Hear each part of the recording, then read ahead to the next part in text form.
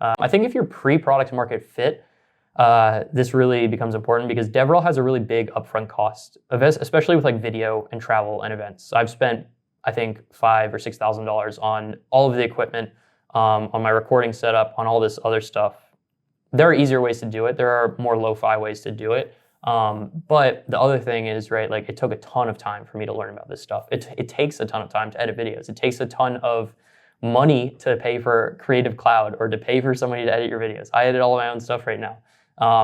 If you're pre-product market fit and you're not willing to work with someone to implement those things, you're going to have to find an experienced DevRel.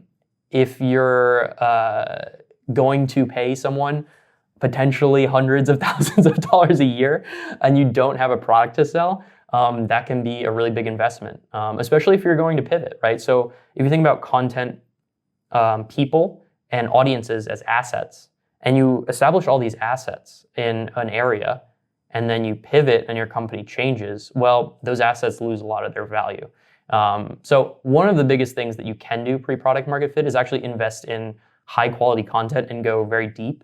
So like pick an area, how to, like apply agents to like writing code, for example. And then you write really foundational or create very foundational content about that topic and you go very deep.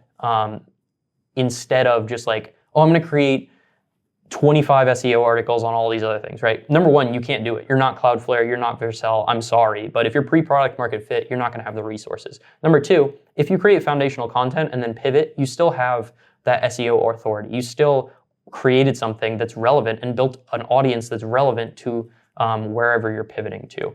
And ultimately, right, if you're hiring people to do that, those people continue to get to create content that is useful.